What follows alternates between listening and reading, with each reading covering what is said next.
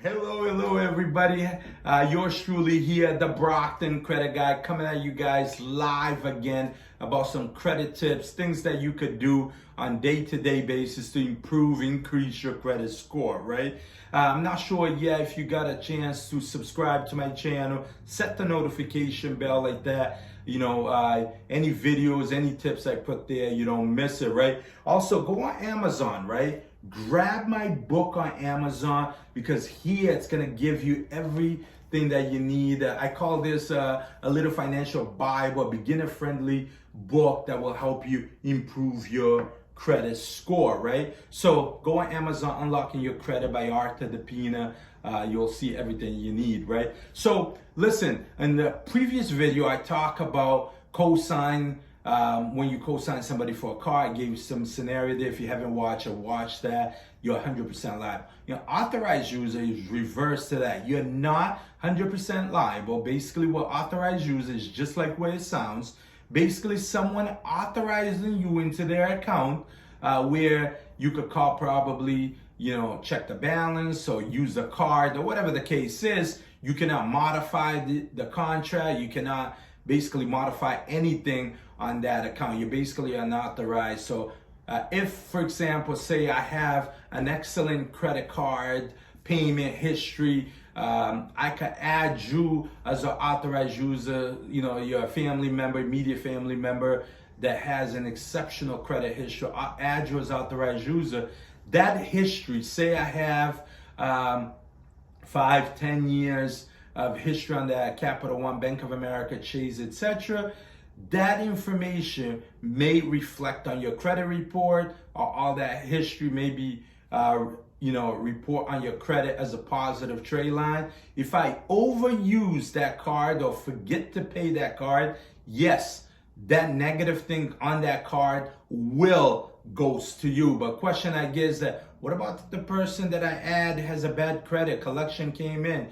Would it affect? No, it's not going to affect you. It's just the account that you add the person in, that account is going to basically transpire into their credit report and positively or negative. I mean, if you realize there's an account there that you don't recognize, you yourself on your credit report, you could call the credit bureau and get yourself removed out of that account, right? So authorized user is a little secret out there, a little loophole out there that's still good out there to help individual improve their credit, get their credit to the next level, position them, better, kind of open doors for them where otherwise they wouldn't get into like Chase, etc. So you have to understand the pros about being added as authorized user. It may improve your credit score. I say may because if the person abuse their credit going forward, or say they give you the card and you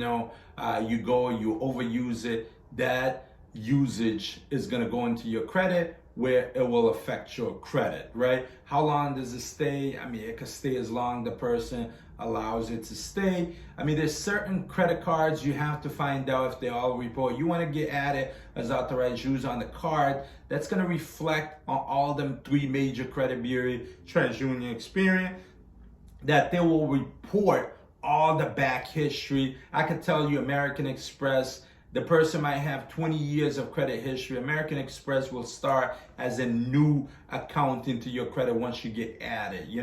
I mean, it's nothing wrong with that, but you're not going to get the history. The whole point of authorized user is to get history, right? If I have 10 years of history with Discover, once you get added, within the next 30 to 45 days, the next time they report, that tenure of the history may get reported to you. It's mainly done with immediate family, somebody that's responsible in the payment, or their income is paying the bills and stuff like that. So it's a loophole out there that a lot of people are using. A lot of people think it doesn't exist. There's a lot of misconception about it. So basically, the con is if somebody, like I had a client the other day, literally got added to like 5-6 credit cards within the last year or so, but the person that added them decide not to pay, charge off all the credit cards. So now the individual's credit is tarnished because all that charge off is equally report on their credit report. Obviously, you could get yourself removed out of it. That's another video to explain to that. So hopefully this explained the difference on the previous video where I talk about cosign, and this one where I talk about authorized user, the pros and cons, how you can add it. It's very simple. Basically, the person just need to call the credit card company or go on the app or the browser and add you as authorized user. Only thing they need is probably social security number, date of birth, your full name. They might send a credit card. Honestly, you could use it. You don't have to use it. Activate it and probably trash it. It's probably going to go to a primary user anyways. It's somebody that you trust, and then somebody obviously that trusts you to add you to a credit card. Hopefully this helps, clears out the authorized user. Check out my video. Make sure you go to Amazon, grab my book, Unlocking Your Credit. Number one book in the financial sector in Amazon. Set the notification bar. Continue to subscribe and share this on every social media platform, because I have dozens of videos in my channel about credit, and hopefully to help you, get closer to your